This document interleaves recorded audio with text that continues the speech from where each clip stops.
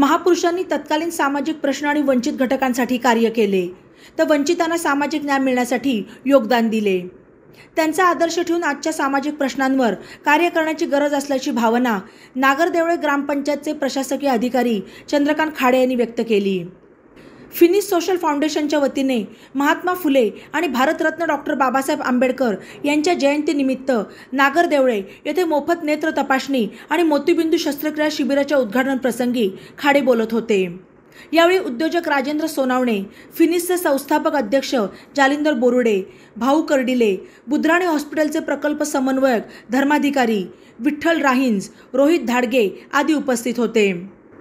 गावातील संत सावता महाराज मंदिर येथे घेण्यात आलेल्या या शिबिरात 367 रुग्णांची तपासणी करण्यात आली।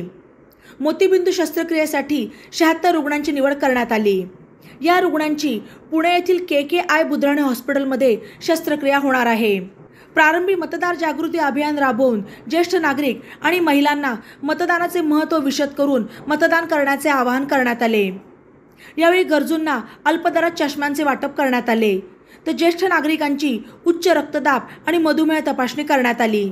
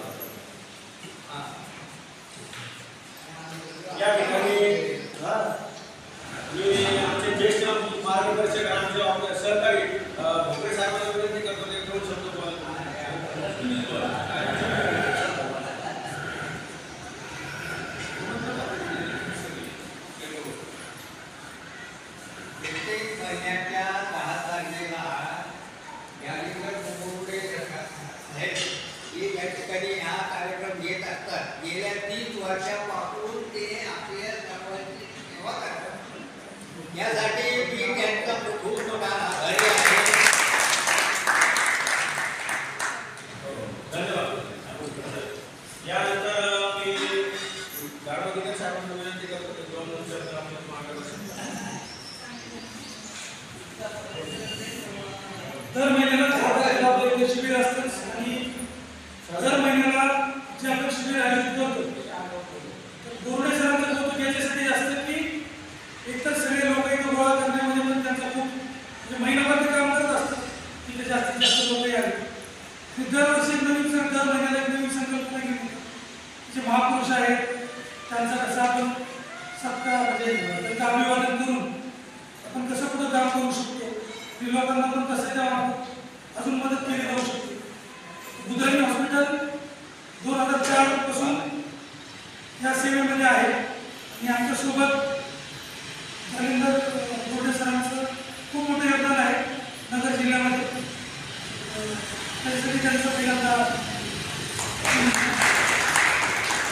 दुसरी गोष्ट म्हणजे की आता तुमच्यापैकी जितके जण मॅडमनी दोन्ही मॅडमनी तुम्हाला पेपर बघून दिले असतील, सगळी माहिती दिलेली असेल, जरी तुम्हाला काही माहिती कळली नसेल कुठे इकडे तिकडे ऐकत असाल तर परत एकदा विचारा, जेणेकरून तुम्हाला काही कळलं नाही म्हणून यायला काही प्रॉब्लेम नको, किंवा तिथे गेल्यानंतर ते त्रास होतो. दुसरी गोष्ट, तुमचं ऑपरेशन होऊन जेव्हा तुम्ही वापस याल तर सगळ्यात पहिलं काम काय करा तुम्ही, कुणी पण सांगा. आपल्या डोळ्याची काळजी घ्या. पहिल्यांदा जे हॉस्पिटल सांगत ते पहिले नियम पाळून पहिले तुमच्या डोळ्याचं व्यवस्थित आधी काळजी घ्या. आणि लक्षात ठेवा, पुढच्या 10 तारखेला जेव्हा नागरिकांमध्ये शिबिर असेल तेव्हा प्रत्येक जणांची कमीत कमी 4 जण इथं आले पाहिजे. किती येतील ना नक्की? अंधत्वातून दृष्टीकडे हा उपक्रम आहे उदयन हॉस्पिटलचा. याच्यामध्ये तुम्हाला तर सेवा मिळतीच आहे, तर तुम्ही याच्यामध्ये योगदान फक्त कमीत कमी 4 लोकांना इथं पाठवून देऊ शकता आणि तुम्ही त्यांचे पण आशीर्वादच घ्या. बरोबर आहे ना? धन्यवाद.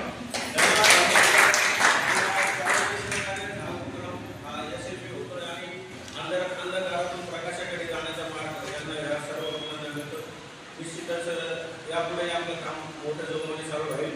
यानंतर मी आपल्या नागरिकांचे आमचे प्रशासकीय अधिकारी साहेबांना विनंती करतो की त्यांनी घेऊ शकतो. माझे सहकारी आणि या निदान उपक्रमाचे प्रमुख संस्थापक त्यानंतर बोलूच आहे. इतर सर्व व्यासपीठावरचे मान्यवर उदाहरण हॉस्पिटलचे प्रतिनिधी या ठिकाणी काम करणारे आणि ज्यांचं ऑपरेशन आहे जे रुग्णालयात आहे सर्वांचं मी या निमित्ताने स्वागत करतो. हे जे काम आहे दृष्टीदान देण्याचं हे अतिशय पवित्र आणि एक देवदूताच्या रूपाने हे सांगायला हरकत नाही.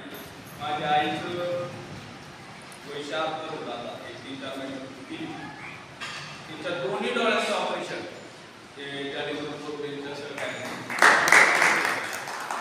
त्याच्यानंतर आमचे पाहुणे आहेत शेवगाव तालुक्यातले ते पण नगरमध्ये जातो माझ्या समजण्यासाठी शोधण्यात आहे. त्यांना मी सांगितलं मी इथं या इथं बसवलं दवा आणि त्यांचं पण अतिशय इथं एक खात्री आहे आणि कर्म जे करतात त्या कर्माच्या पाठीमागे सेवा व्हावा, व्यावसायिक दृष्टी पण कुठलाही त्याच्यामुळं हा जो प्रतिसाद मिळतो एक माउथ पब्लिसिटी. समजा आता तुमचं ऑपरेशन होणार, तुम्ही अनुभव घेणार प्रत्यक्ष कशा प्रकारचा तुम्हाला अनुभव मिळाला आणि तो अनुभव तुम्ही इतरांना सांगा.